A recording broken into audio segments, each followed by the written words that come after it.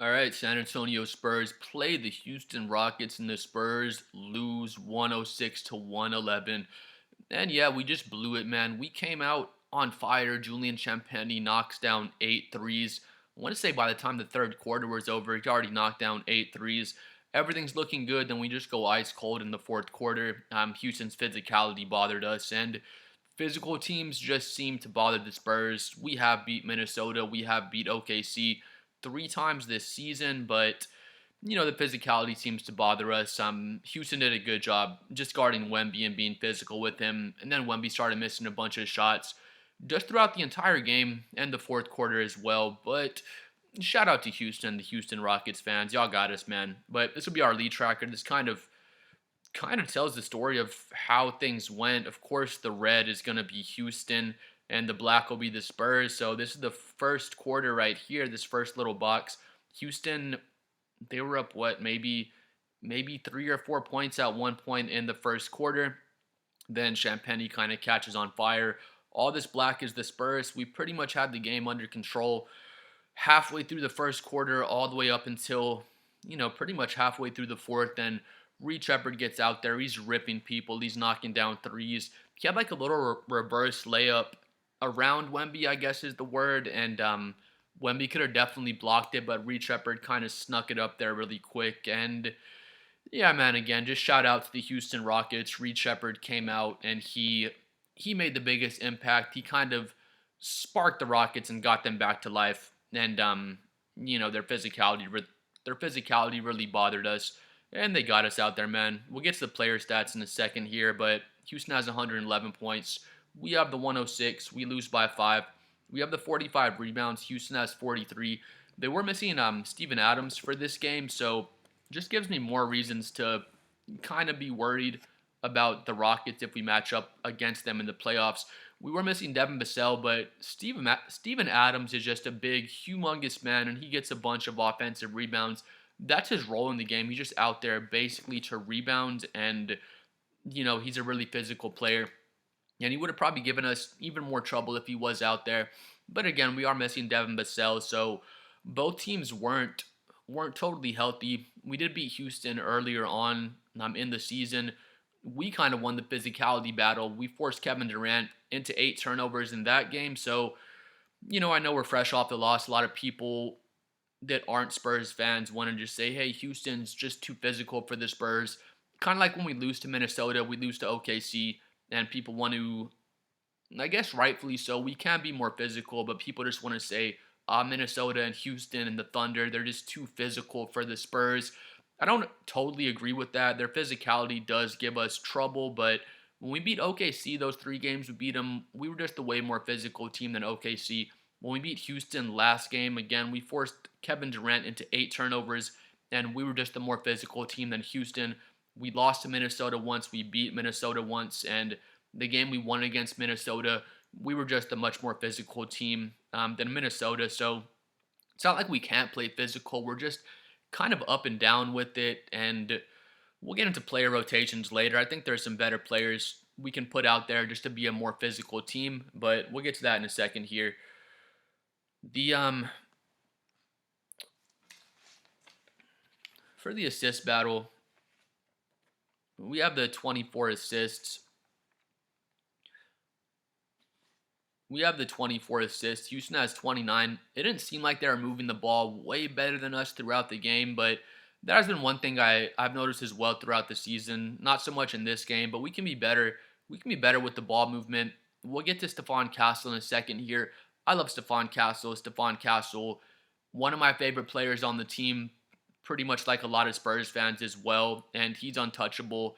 In trade talks, of course, that's not where I'm going with this, but we're trying to let Stephon Castle run the offense and develop himself as a point guard, and we'd be better off just letting De'Aaron Fox run the offense. We signed him to a max contract. He's a point guard. Stephon Castle, he's a shooting guard for his position. He's more of a combo guard. He can play make, but we'll get to that a little later as far as the Stephon Castle, De'Aaron Fox stuff goes. We have 7 steals. Houston has 5. We beat them there. We have 5 blocks. They have 9. We usually win the block battle with Wemby, but he had a bit of an off night offensively and defensively tonight. Houston has the 14 turnovers. We only have 9. We took great care of the ball, but again, we just went ice cold down the stretch. This kind of reflects that. We had 39% shooting from the field. They shot 52% from the field. We're 28% from three. Just totally terrible. We'll get to our shooters in a second. We've had one specific player that's really been worrying me from three-point land. Y'all probably know who it is, but we'll get to that in a second. They're 37% from three. Didn't feel like they were out shooting us from three that much for the entire game. Champagne's on fire in the first half. I'm pretty sure he knocked down a couple more threes in the third quarter, and then we just said, all right, we're on fire from three. We'll just keep shooting threes and mid-range jumpers.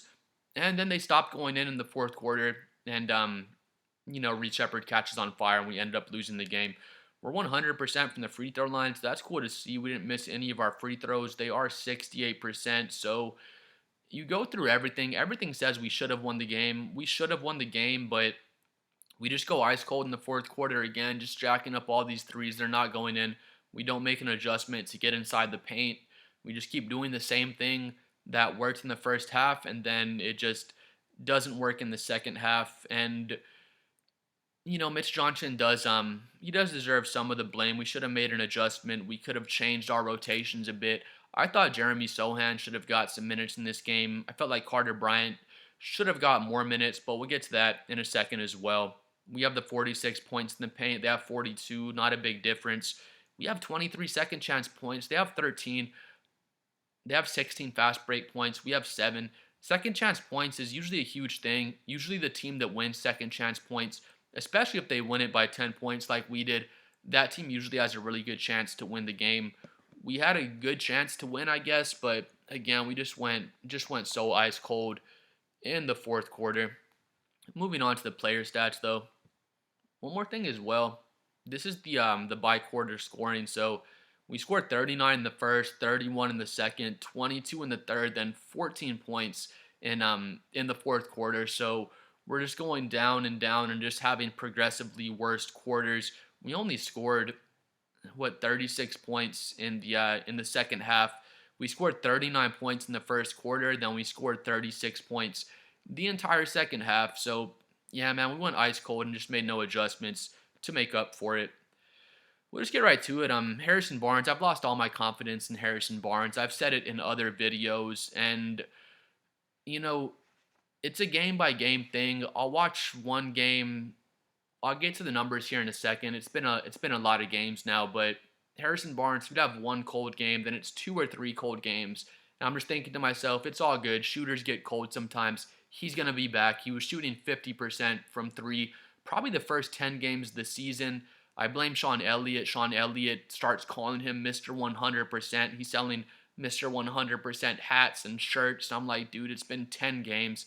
Harrison Barnes is on a hot streak for 10 games. Don't start selling merchandise of the man. Now he's shooting threes and he sees fans with 100% hats on. And I swear, since Sean Elliott started calling him that, he's just been on a cold streak. That's probably not. It's not that simple. That's not the entire reason why he can't make threes now. But that's one thing that I did notice. It's like the man's on a 10-game hot streak. Don't start calling him Mr. 100%. Anyway, though, Harrison Barnes was shooting 50%. At least the first 10 games of the season from threes, absolutely on fire. We weren't completely surprised. I was surprised he was shooting that good, but I was thinking he can shoot 37, 38% from three throughout the whole season, and he's probably still like 36, 37% from three. So you see that, and you probably think he's having a decent season from three. But for us, he was just so on fire the first 10 games, and he's just been so ice cold the past. I'll just tell y'all, it's been the past 20 games. The past 20 games, Harrison Barnes is shooting 22% from three for the past 20 games. So I just try to keep putting it off and just saying, this is a cold game. This is a 5-game cold streak. He's going to get it back together. He's going to get it back together. But I'm at the point where he should just come off the bench. There's no reason for Harrison Barnes to start over Jeremy Sohan, to be honest, in my opinion. I don't understand why Jeremy Sohan is starting for us last season, and you go from being a starter to just having just no value at all on the court. It makes no sense for me. Again, the past 20 games, Harrison Barnes is shooting 22% from three for the past 20 games. 22% for 20 games. It's just horrible. It's not a small sample size. That's 1/4 of the season, 20 games. And I love Harrison Barnes. He's a veteran. He's awesome for the team. He's an awesome locker room presence, but I feel like he's almost just played his part and just, I don't want to say outstayed his welcome in San Antonio, because I love Harrison. He's such a great veteran, just such a great person, even outside of basketball, to be honest. But he should be coming off the bench when Harrison Barnes isn't knocking down threes, and he hasn't been for the past 20 games. Again, 22% for 20 games. Let him take 10 threes. He'll probably make two of them. It's just horrible. It's so bad. I can't um I can't just put my positive glasses on and try to look at Harrison Barnes and say he's gonna get it back together, because he's just probably not, to be honest. It's been 20 games of 22% shooting from three. But again, I don't understand how Jeremy Sohan started for us last season. He goes from being a starter to just having no value on the court at all. I'd love to see Sohan start over Harrison Barnes. I doubt that's going to happen. I don't think Jeremy Sohan's going to go from getting a bunch of DNPs to just jumping into the starting lineup, but he provides more than Harrison Barnes right now. If you let Jeremy Sohan take 4 threes, he's probably going to make one. Jeremy Sohan can shoot 22% from three, so we can't just say, oh, Harrison Barnes is out there for shooting, because he's just not anymore. I understand he spaces the court, but I've been noticing too, defenses are losing respect for Harrison Barnes. They know he's on a cold streak. They're not pressed up on him off ball. They're really not worried about him shooting threes. So I'd like, I'd love to see Jeremy Sohan start out there. Carter Bryant's still a rookie. I don't think he's going to start right now, but, I'll go back to Sohan. Sohan, you can use the word elite. He's at least a very, very good defender. He's a very versatile defender. He can guard 1 through 4. He can set screens. He can actually run a screen and roll, which Harrison Barnes can't run a screen and roll. Sohan, once he comes off the screen, if they pass him the ball as the roll man, he makes really good decisions as a roll man as well. So, I don't know how many more games we have to see it for. Again, it's been 20 games since we lost the New York Knicks in the NBA Cup. Since that game, moving on, it's been 20 games of 22% shooting from three for Harrison Barnes. So it just makes no sense. Mitch Johnson got us the number 2 seed in the Western Conference. I've heard people saying, fire Mitch Johnson. It's all Mitch Johnson's fault. And they're just overreacting. But that's one thing I'll knock Mitch Johnson for. Put Harrison Barnes on the bench, dude. I'm not saying he has no role on the team. Put him on the bench. Give him like 20 minutes per game or so. And if he's hot that night, he's knocking down threes. Leave him in the game. But if he's not hot, which he hasn't been for the past 20 games, get a defender out there. Again, Houston, they were way more physical than us this game. Reed Shepherd comes in. He's making defensive plays too. I love Reed Shepherd. He was just being a dog out there, and he really wrecked us. But put Sohan out there. Let Sohan take a shot on Reed Shepherd. I bet he can slow down Reed Shepherd. He does a really good job guarding smaller guards and just guarding point guards, small forwards, shooting guards. Sohan is at least a very good defender, and again, it just makes no sense to me. But I've lost all my confidence in Harrison Barnes. He should come off the bench. Again, Sohan can make one of his every 4 threes. He can run pick and roll. He can give us way more on defense. He's a much better playmaker, and it just makes no sense how Sohan starts for us last season. Now all of a sudden he has no use on the court. So that's kind of my Harrison Barnes point. Put that man on the bench, even if it's not Sohan you want to put in as the starter. I know Keldon, he probably won't start. He's given us so much off the bench. He's good enough to start. Of course, he can be a starter on most of the teams in the NBA, but he's given us so much off the bench that we should probably keep him in that position. I mean, Sohan's the only guy I can think of that would be good in that position. We're missing Vassell still, of course, so once Vassell gets back, maybe, and we definitely start Vassell, so maybe Sohan or maybe Harrison Barnes starts coming off the bench at that point instead of Champagnie, but we just we need to bench Harrison Barnes and think of something better, because he's not giving us shooting anymore, and if he's not making his 3 balls, he's not giving us very high level defense. He's not a playmaker. Every once in a while, he'll kind of drive in the paint and get to his little decel step, but yeah, we need to bench that man, to be honest. Stephon Castle speaking of Stephon Castle, these past 20 games, Stephon Castle is shooting 25% from three. So Harrison Barnes is shooting 22% from three these past 20 games. Stephon Castle is shooting 25%. So that kind of just goes to show Stephon Castle is shooting better from three than Harrison Barnes these past 20 games. Moving on though, Stephon Castle has the 13 points, 7 rebounds, 8 assists. I didn't even get to Harrison Barnes' stats, but he had 6 points. He's 2 for 5 from three, so he's just been really bad. Castle's 5 for 19 from the field. I don't know why he took so many shots. De'Aaron Fox should take the if someone's going to take 19 shots, it should be De'Aaron Fox over Stephon Castle. But Castle has the 7 rebounds, 8 assists, 1 steal, 1 block. He does have his 3 turnovers. He's very turnover prone. But I mean, 13 points on 19 shots. It's really, really bad. I'm not going to single out Stephon Castle because he's 5 for 19. De'Aaron Fox is 6 for 15. Champagnie is 8 for 17, which is solid. Wemby's 5 for 21. Nobody in the starting lineup really had a good game except Julian Champagnie. But again, Castle, 13 points, 7 rebounds, 8 assists, a steal and a block. It's good. It's good stats across the board except for his efficiency. His efficiency was just completely terrible. Another thing for Mitch Johnson that'll frustrate me, I'm not saying we should fire him. He's done a great job for the most part all season. He kind of has a starting rotation, and just a rotation throughout the game that he likes to use. He doesn't like to deviate away from his rotation too much, but, you know, Mitch needs to make De'Aaron Fox the primary ball handler and the primary playmaker. There's no reason for us to sign De'Aaron Fox to a max contract. And then it makes me so mad. Stephon Castle will be up top. I'm trying to play make, and I get we're trying to develop Stephon Castle. I'm not so mad about that. My point would be, once we're like 3 or 4 years down the line, De'Aaron Fox is probably 31, 32 at that point. He's probably still producing really well for us. His contract will be up, but I bet we re-sign him for some amount of time. But anyway, Stephon Castle, if we're developing him as a point guard, now we have De'Aaron Fox just being like a spot-up shooter. It makes no sense. Now we're 3 or 4 years down the line. Dylan Harper is going to be our point guard, 3, 4 years down the line. Whenever De'Aaron Fox is done running point for us, Dylan Harper is up next to be the point guard. I think that's really, really obvious to everyone that Dylan Harper is going to be the point guard over Stephon Castle. So we should be developing Stephon Castle off ball already. De'Aaron Fox is a better point guard than Stephon Castle. He's a better playmaker. He takes better care of the ball.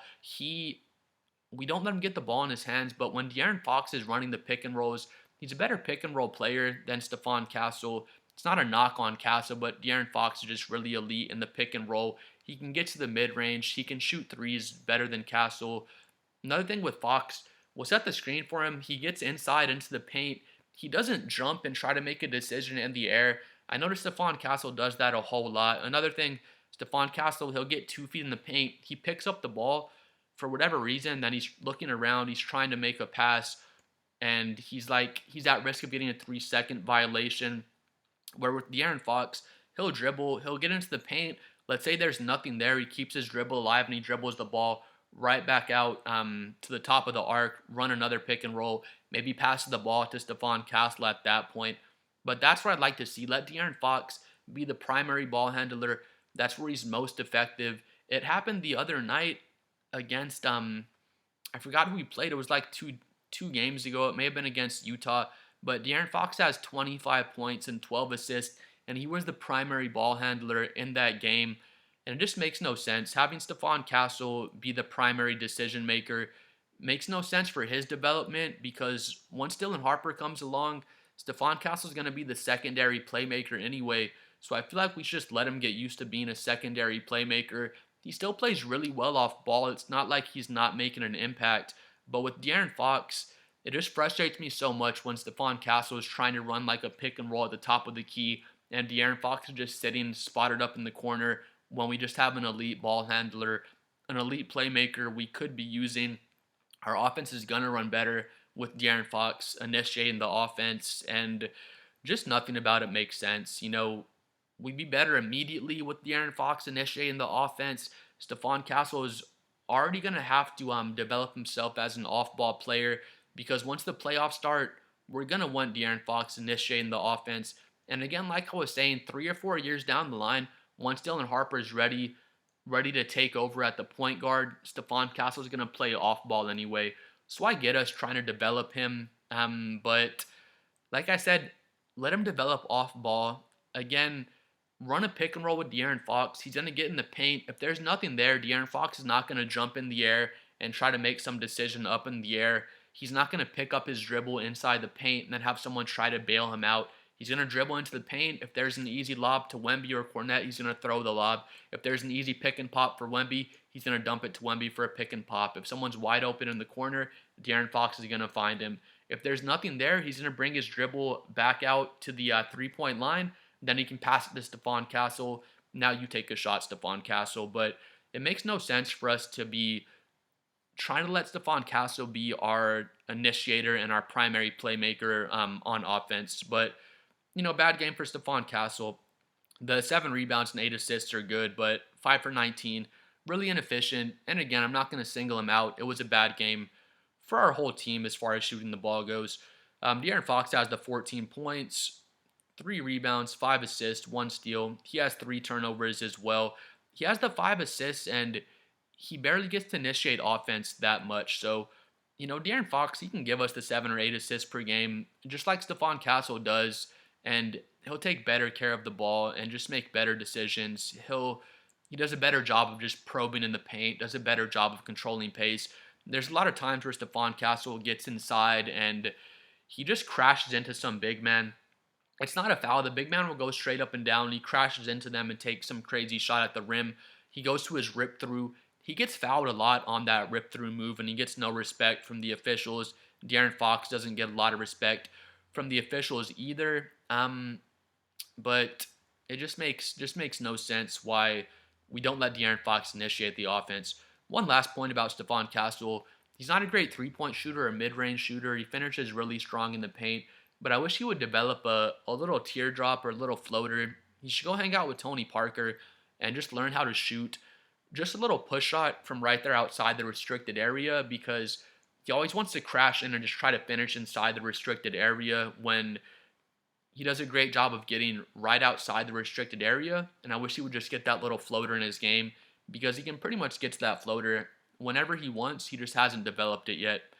De'Aaron, 14 points, 3 rebounds, 5 assists, 1 steal, 40%, really inefficient night, but, just a bad game for our whole team for the most part. Champagnie had a good game. He has 27 points, knocks down 8 of his 16 threes, 8 rebounds as well. That's another thing. If we had Sochan out there instead of Barnes, Sochan's at least a really good rebounder, really good defender, so just back to my point again, start Sochan, give Sochan some kind of role, and put Harrison Barnes on the bench. With Julian Champagnie, he's just a better shooter than Harrison Barnes, just flat out. Champagnie had like a 5 or 6 game cold streak. I was pretty worried about him as well, but he had the 11 three-pointers made night. He made 5 the other night. He makes 8 for 16 tonight. So, of course, I'm not worried about Champagnie anymore. And even when Champagnie is having an off night shooting, a couple off nights in a row, he'll give you 8 rebounds. He had like 5 the other game. He had 11 rebounds the game before that.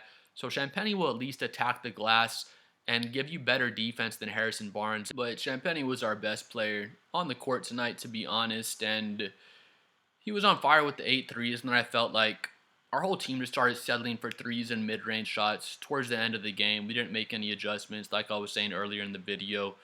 Keldon Johnson comes off the bench, gives us the 12 points. He's 5 for 9 out there, 0 for 3 from 3. 6 rebounds as well, 2 steals, so pretty solid game for Keldon Johnson. Luke Cornette with the 8 points and 6 rebounds. Dylan Harper with the 8 points and 5 assists. It was a solid game for Dylan Harper out there. You get a little Carter Bryant sighting. He does get the 10 minutes out there, so that's good to see as well. And then finally on to Wemby. It's probably the worst game he's had all season. Did he have a single-digit game earlier? He could have had a single-digit one as well, but he has the 14 points, 10 rebounds, 2 assists. He's 5 for 21 from the field, which is really bad, and he's 0 for 7 from 3. I heard a lot of people saying, "Oh, Wemby's settling too much for threes and mid-range jumpers. He's got to drive and get inside to the paint and get into his low post game." I feel like a lot of people that say that don't watch Wemby too much. He has gotten stronger since his rookie season, but he's still not some big physical guy that's going to be a low post scorer for the most part.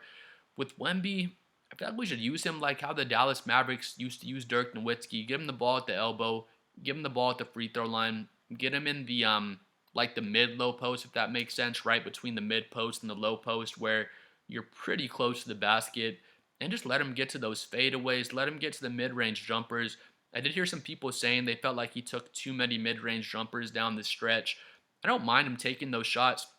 Sometimes it looks like he's a bit off balance and he won't get his legs underneath him, and those are the ones that I kind of don't like. The Rockets did a good job just getting underneath Wemby and being physical with them, so he couldn't really rise up for those mid-range jumpers on balance like he wanted to. But I don't so much agree with Wemby has to get in the low post. He has to just get right underneath the basket.